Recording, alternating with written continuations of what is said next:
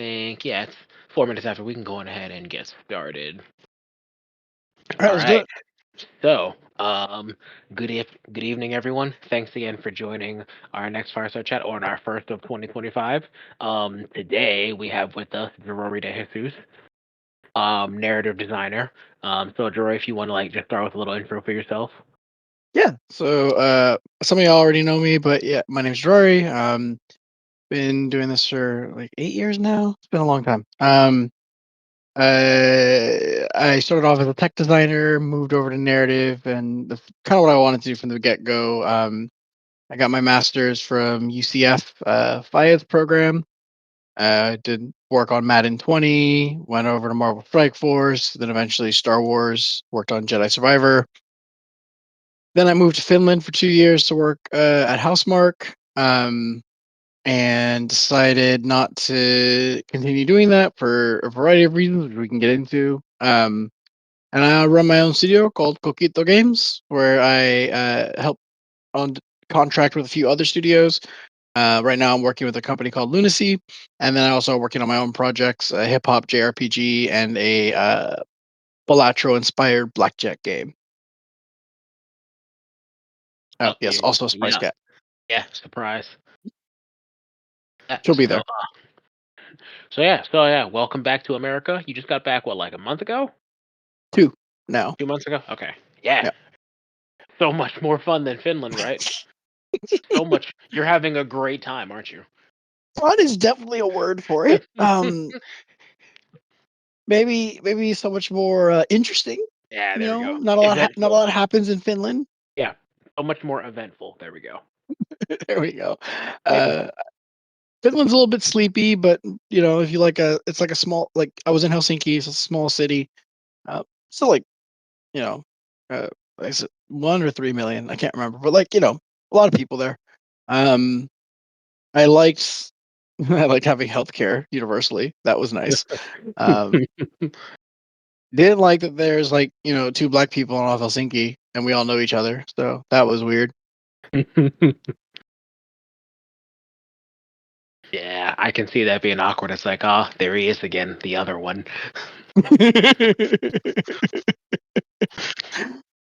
Actually, Hmm.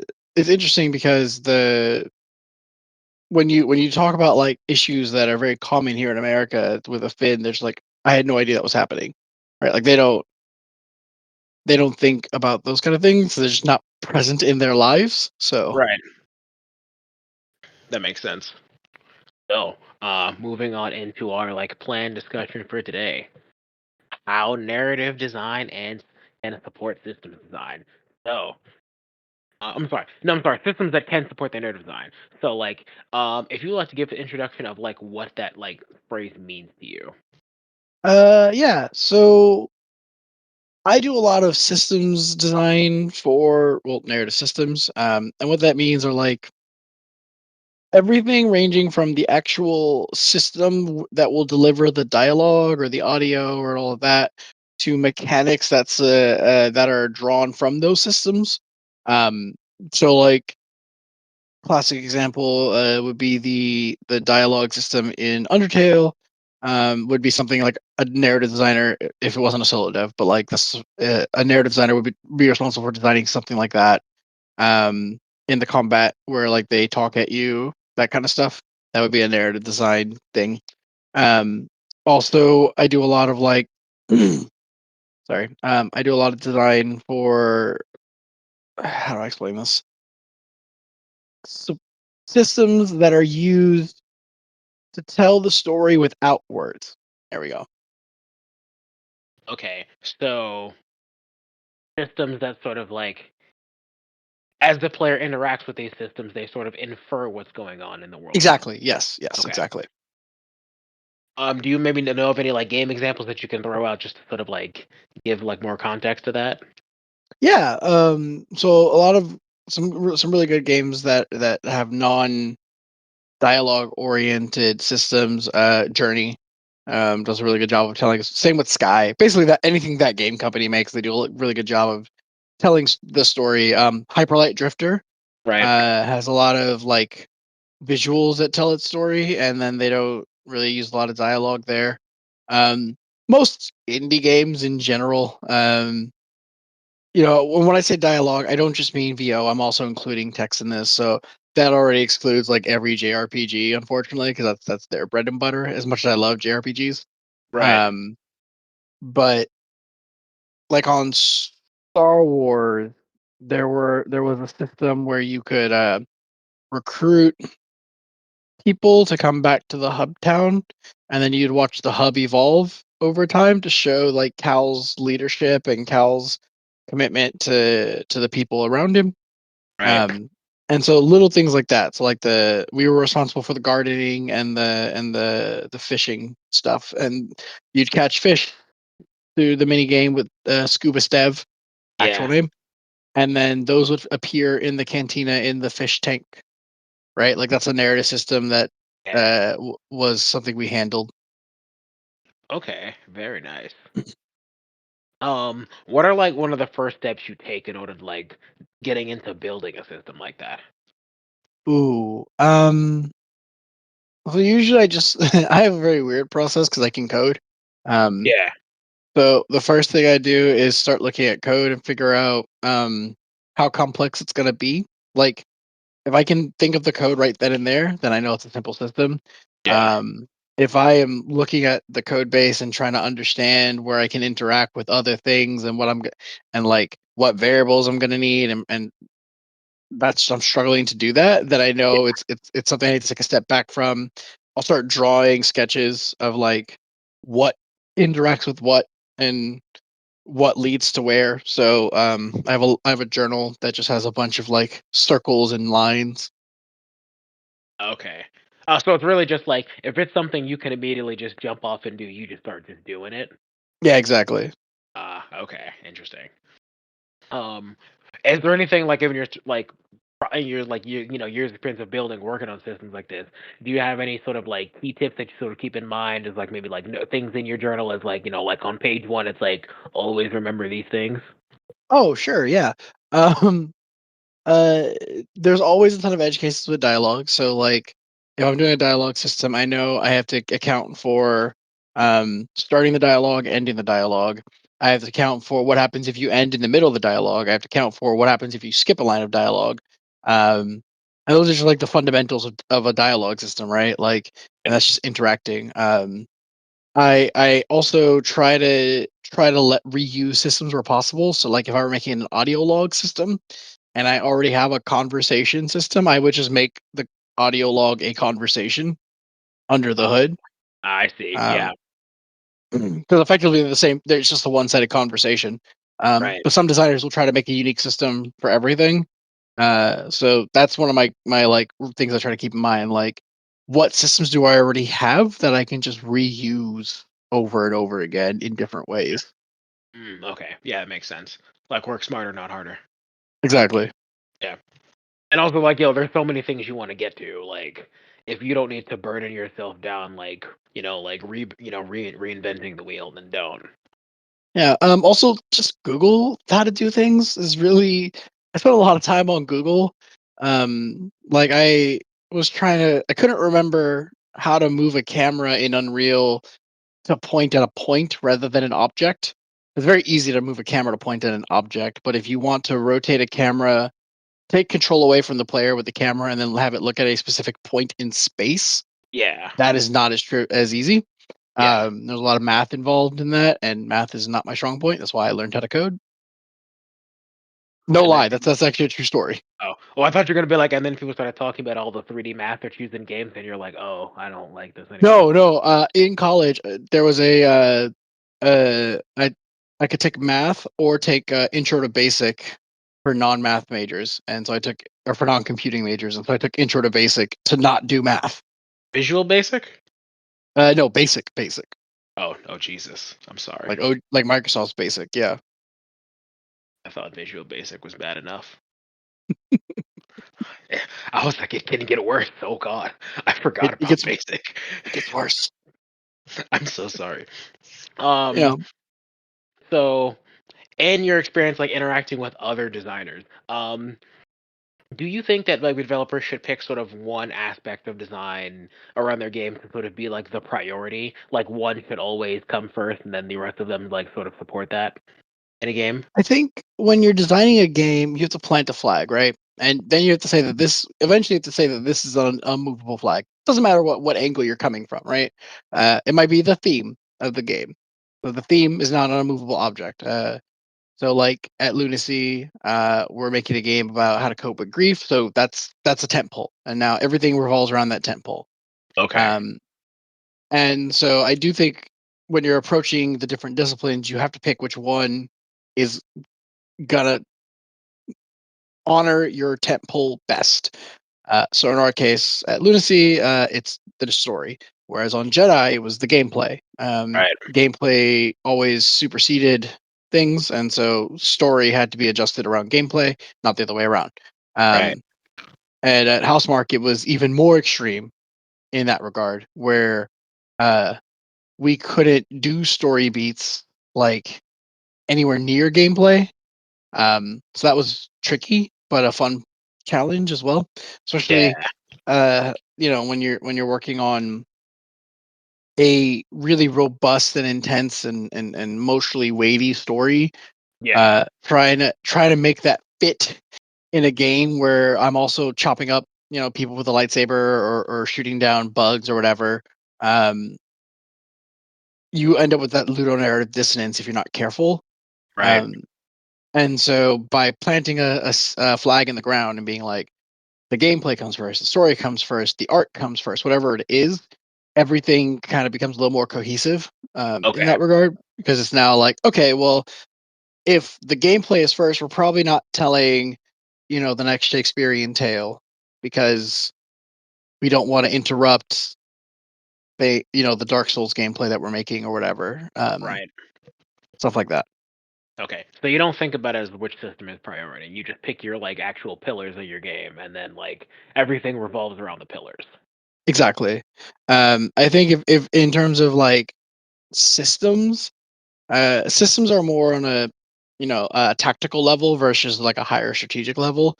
And everything that you build as a system should be supporting the level above it of strategy. So uh, there's no one system that should supersede another. There are some systems that are more necessary than others, right? Like if you have a conversation system, if you have intend to have VO, then you need a dialogue and conversation system. So maybe a data bank might not be as needed Right. unless you have the space for it, right? So you just got to think, what are the but that's a high level decision, right? So we're gonna have a voice acted game to tell a story about uh coming of age, for example. Cool. Yeah. We need to really sell those performances and make the dialogue system great, so that we can sell that. So a journal page may or may not be needed, but it should be developed after the primary thing, which is supporting the voice acted coming of age story. Gotcha. That makes sense. Um, so you feel like there's certain types of games where it's easier to like build a pillar around like narrative focus or like gameplay focus than others? Oh yeah, I mean JRPGs. I love JRPGs because I get to make narrative decisions a lot more efficiently, and with a lot more sway in a JRPG. Um, Shooters are a lot more difficult to do story, because they're high octane and you don't want to be in the person's ear. That, like if I'm playing Doom and there's someone talking in my ear, and I'm like, you know, bashing the skull in of a hellspawn, I'm probably not paying attention to what they're saying in my ear. Right. So as a narrative designer, I have two decisions. I can either stop the player from doing that, which is going to interrupt their flow, Yeah. or I can only tell story at the um, natural slowdown points of the game. So when they like clear a room and there are no more enemies, then we'll start talking to them, right? I see. Yeah, I Um, see what you're saying. but I have a lot more limited space to tell a story versus like I told you it's gonna come up Persona 5, right? I'm literally Yeah. I walk around and talk to people in Persona 5, so I'm getting story all the time. I'm not surprised when I enter a room and it swipes across that black across the screen and then people start talking. that's not jarring to me because that's just the norm now. Yeah, I see what you're saying. That definitely makes sense.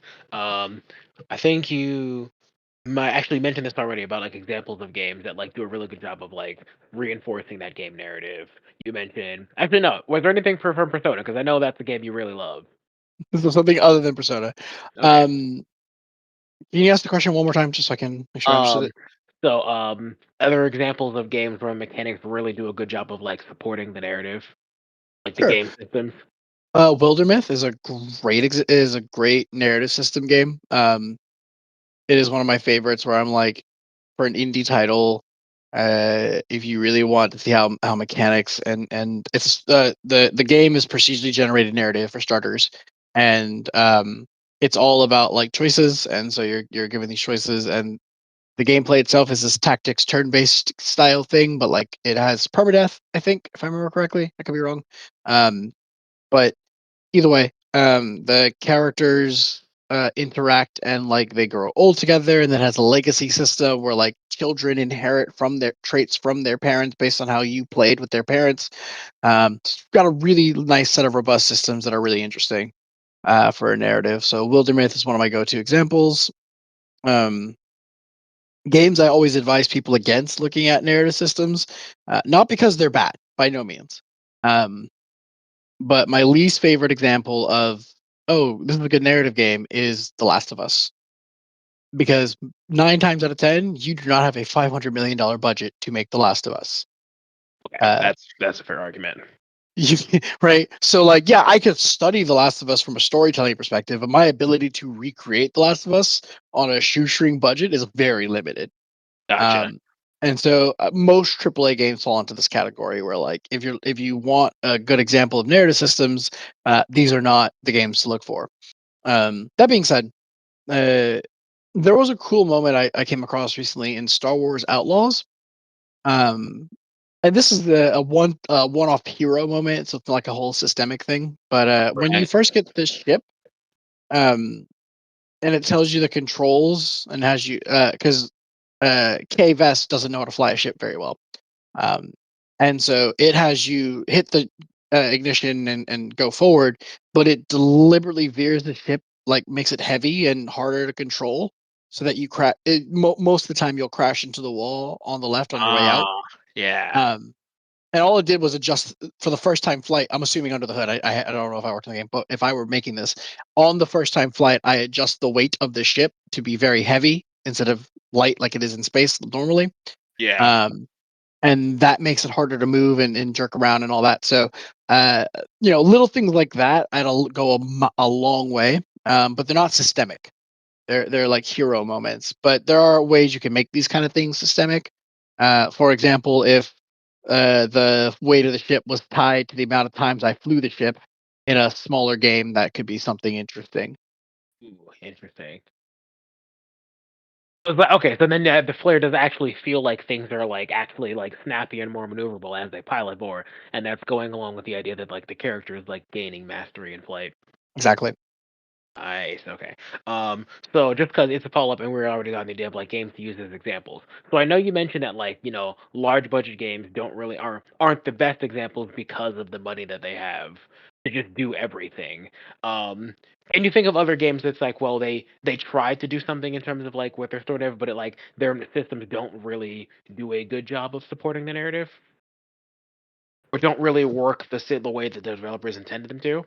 Ironically, most big budget games. Like Assassin's Creed is a great example. I like Assassin's Creed. Although I did, but there's like this fantasy that you're selling of being a stealthy, lethal assassin, and then like in Origins they introduce these RPG elements where like enemies can be too high level to one shot knife to the throat. Um, Right. and that really has a gameplay system, which are the RPG's levels, fighting with this narrative fantasy. And so I don't like that as much. They have a strong neck. I don't know how strong your neck is, but if someone jumps off a building and sticks a knife in it, I'd be surprised if you survived. But Is another that a game that challenge? I would no Samara, that's not a challenge. Um, Another game that I think is really On the opposite side of that, would be like a Mori.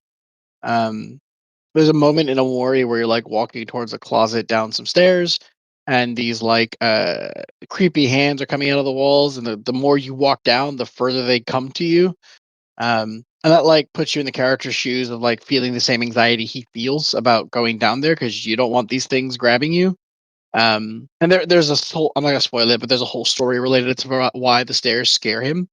Um, and so I think that's example of like a system and a gameplay moment that sells it really well. Gotcha. Um, I think in Jedi we had a lot of weird idiosyncratic moments, and I spoke to our tech one of our tech design leads actually about this. The enemies respawning when you die is a weird mechanic in a Star Wars game in general. And there's no narrative reason for it. It's just because they wanted to make a Souls like. There was no narrative justification. They started with gameplay first, and so that's how that happened. And then it became a staple of the franchise. So it, of course, made a recurrence in two because it was part of the core gameplay loop. Um, but yeah, there's no justification to my knowledge in Star Wars lore why enemies respawn when Cal meditates. Interesting. I didn't. I completely forgot about that. That they do that. I mean, the best I could come up with was like it's you're fighting the Empire and they just have an infinite number of stormtroopers to throw at you, but like that's like reaching the same way Michael Jordan reached in Space Jam. So, since you did spend a lot of time working on Star Wars, that's actually a great example to use on this next question. If you want to pick a better game, that's another game, that's fine. But like, let's say there's some system that like it does it like there's that disconnect between the system and narrative. What would you like to change this? Considering you are now the creative director and you can do whatever. Your Jarory has full authority now. Oh man, you know, if you had asked me this when I was working on Star Wars, I think my answer would have been different.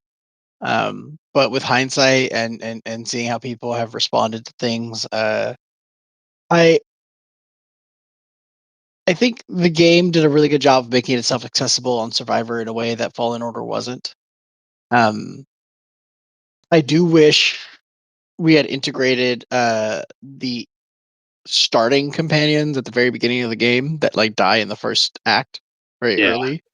I wish we had more time with them to have made them more interesting and like actually built because there is a mechanic that you get pretty early on where you can like command your follower to take an action. Um, and I would have tutorialized that mechanic via the other characters, but that would have required giving them abilities and interactions and all of that. So, Right. um, there is a moment, and I actually set this moment up.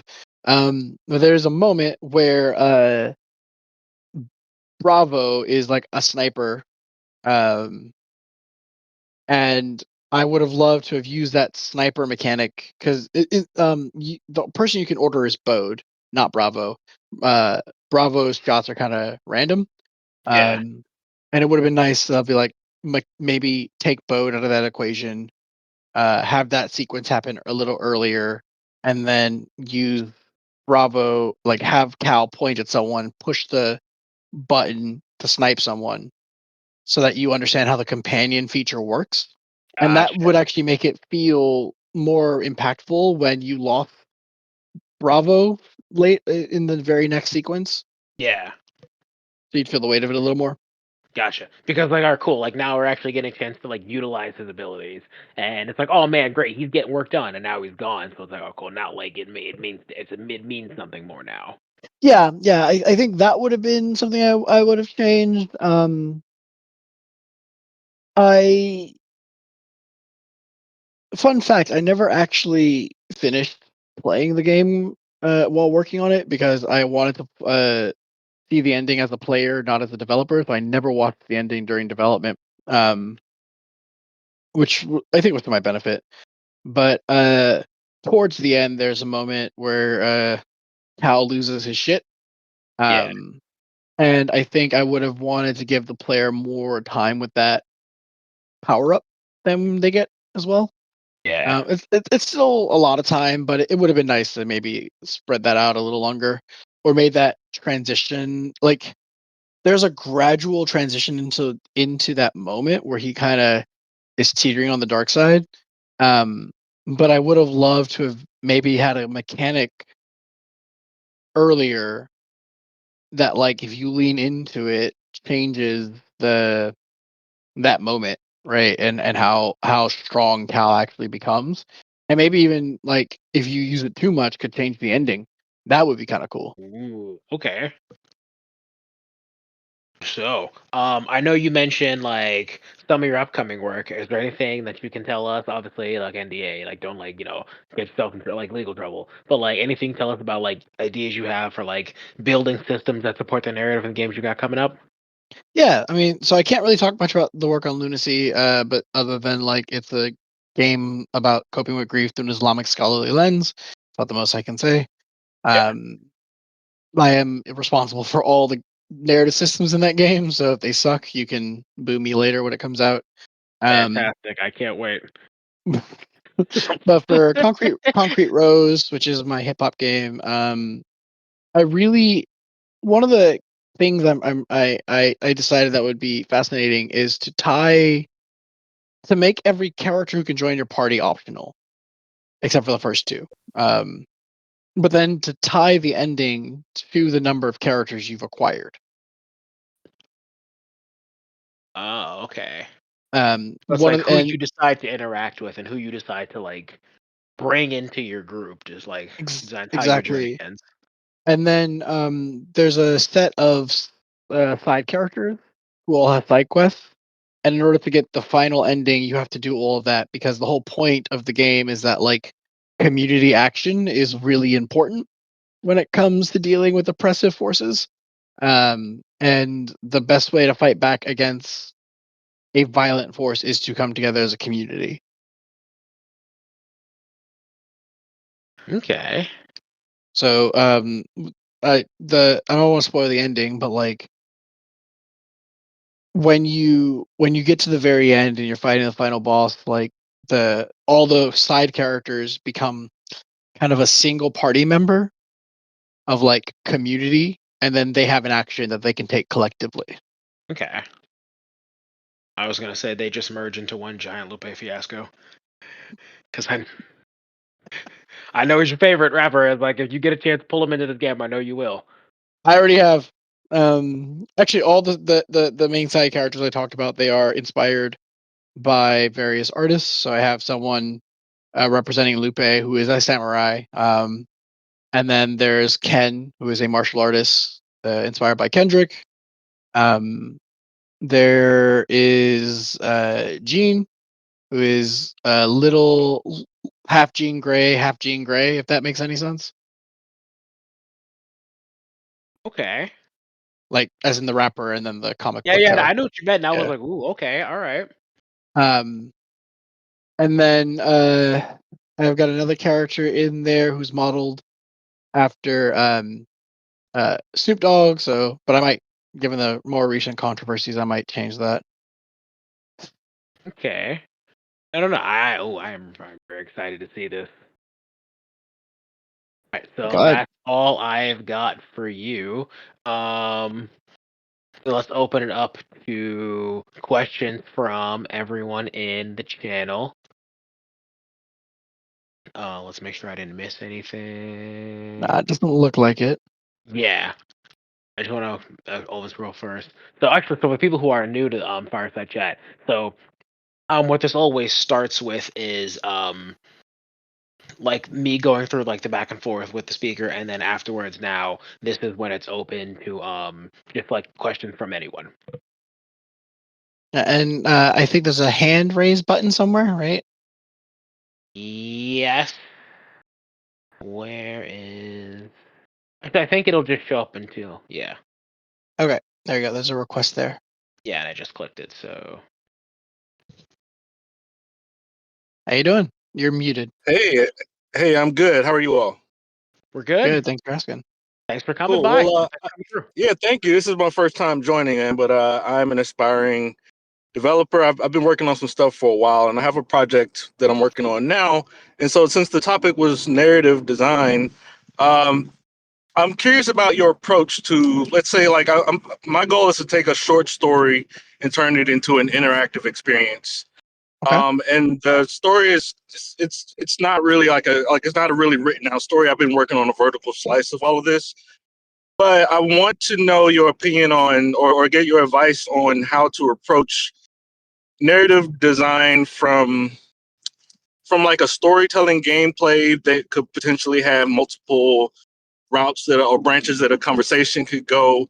Like, is this something Mhm. that could be a simple, like a just kind of a simple something I do in a Word doc, or is there a better system for laying it Oh, or I see. organizing a project like this out? What are your Yeah, thoughts on that? there are tools out there for this exact thing. Because believe it or not, we as game developers don't like making our own tools most of the time. So Artisy and Arcweave are the two that come to mind. They're pretty good at organizing that kind of information. And they also integrate directly into game engines. Twine is another one if you wanted to do a visual novel and not take it as like a full like 2D 3D game systems. And that's visual novels have their own systems and their own style. But if you want it, and I usually recommend most us early narrative designers start there, because if you can't make a visual novel fun, I don't think you're going to make a compelling 3D game either. Personally, Well, um, if it's okay, I'd like let me be a little more specific since I have you. So I invested in a Rococo suit and with the face capture and all of that. And like I suck at animating, so like that was my kind of shortcut path to that. And so I think there's an opportunity to like with the new MetaHuman animator that lets you just take a vocal recording and it automatically animates the face for you. I feel like mhm. there might be a path towards some really good storytelling that's within reach. Um, but like Sure, but I think there's complexity. Oh, go ahead. 3D introduces a ton of complexity, right? Because like the first question to ask yourself when you're designing a system like this is, are you going to be voice acted? If yes, what happens when the player walks away from that conversation? How do you ensure that the player resumes right where they left off, or even is able to resume the conversation at all? Uh, Genshin Impact, one of my least favorite narrative systems, doesn't do this. If you exit a conversation mid conversation, you never get to hear the rest of that conversation. It's just gone. Whatever system they have to track the conversation is consumed, unless it's a repeatable conversation, then you can hear it again. But so like you have to be smart about how those systems are handled. What happens gameplay wise, right? Like there's storytelling, and then there's n- narrative design, and those are two different things. Um, when you're telling a story, if you are not also thinking about the gameplay and how it lines up with the story you're telling, you're not doing narrative design, and that's okay. But you have to ask yourself if this is going to be better served by a different medium at that point. Um, if So early on, do you would you recommend just like in the development phase, like just a text box of conversation? Like I don't want to like get lost in the weeds of trying to do too much, and I'm new to this. yeah, I'm really new to this, so yeah, I think from the sounds of it, it sounds like you need to figure out what your gameplay is, and then figure out how the story and gameplay work together. Um, Right. So like maybe a text box is all you need. Maybe you need something more. Who it I without knowing more about what your gameplay is, it's hard to actually say that. Are you making a shooter? Are you making a action platformer? Are you so making a cozy game? I'm making a game where the your objective is just to basically rescue injured people and get them to safety. It says no shooting or anything like that. It's like kind of cinematic, cutscene driven. Go out. The animations are picking people up or piggybacking people or being a human crush or something like that, getting them to Okay. safety. And so I'm trying to fit a story. I'm trying to write a story around that has Okay. dialogue. Then my only other question, and this is a question that I think not, I don't mean this in a rude way, but I don't think enough people ask this question. Why is this a Mhm. game? Got you. And I don't mean that to Well, be rude. What I want to no, be no, no. clarify. I appreciate the question. Yeah. So I am trying to tell stories from like a perspective that's often untold, and so I my goal is to start with these interactive experiences, like where I come up with a story, and then I let people be in the shoes of that character to know what it's like to kind of do that. So it may not be like a mainstream game kind of thing, but it's kind of the lane I'm trying to go in.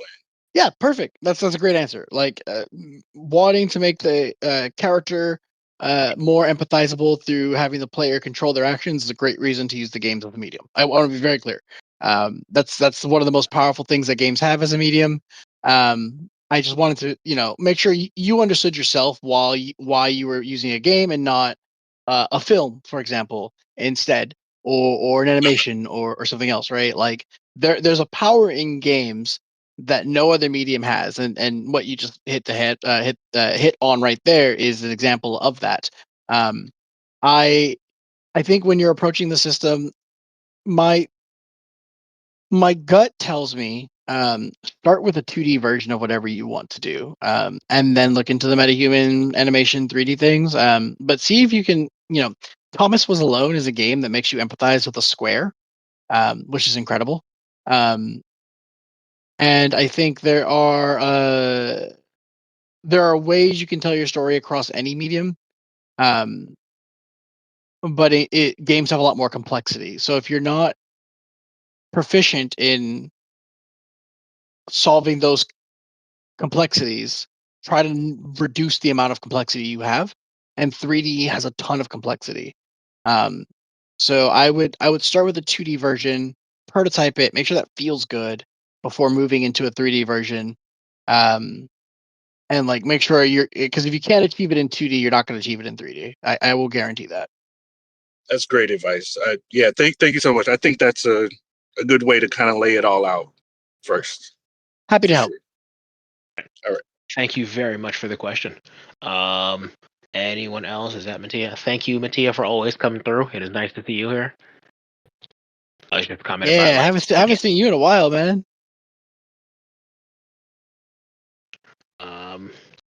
Wait another minute. I think that might be all the questions we have.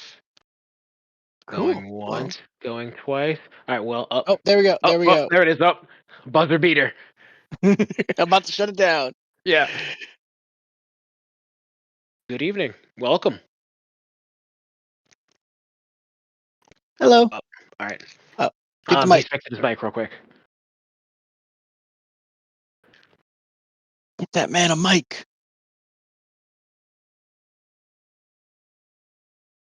The funniest thing with the video on is Samara is now frozen. Wait for me. For you.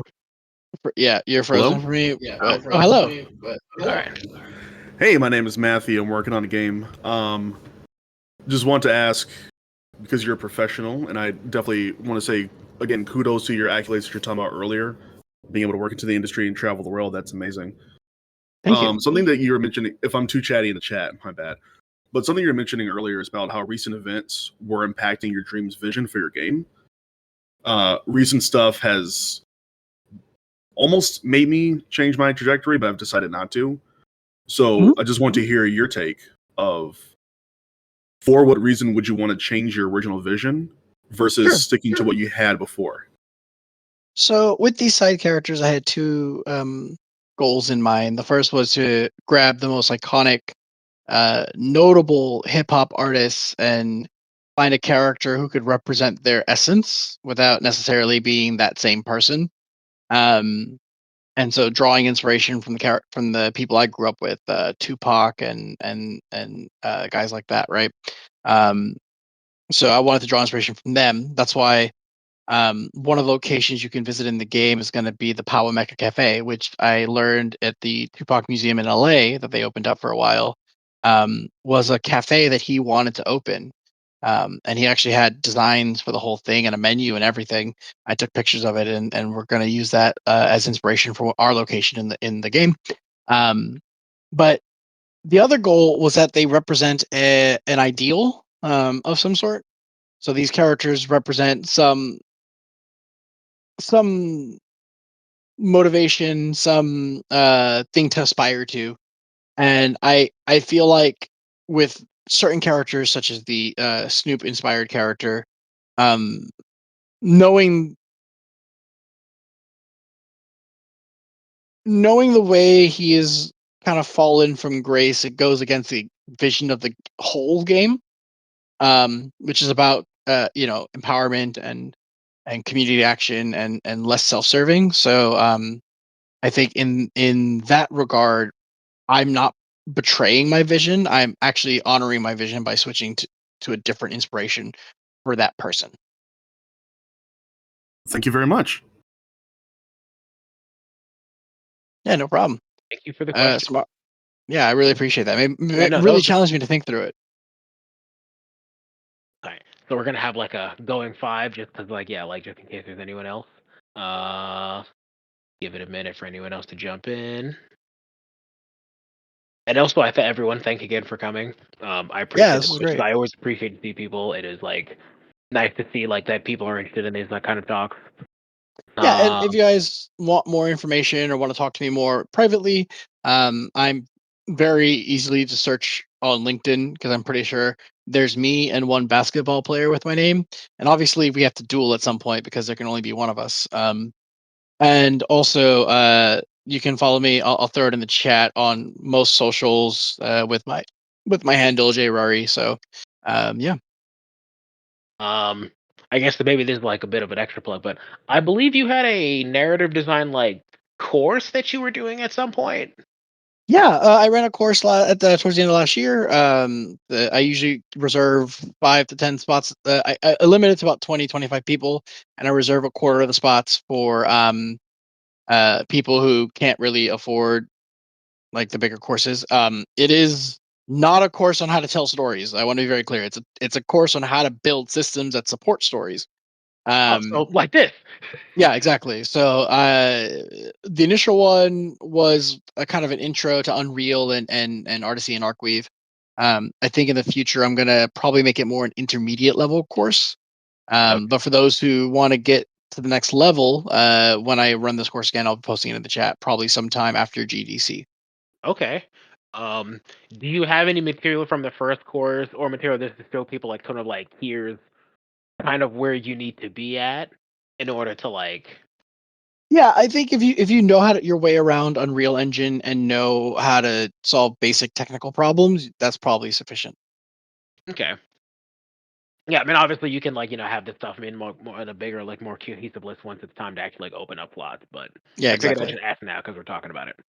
Yep. And last plug, you can see on my name here in Discord, Coquito Games. That is my studio. Please follow us on Blue Sky, LinkedIn, Facebook, whatever you use.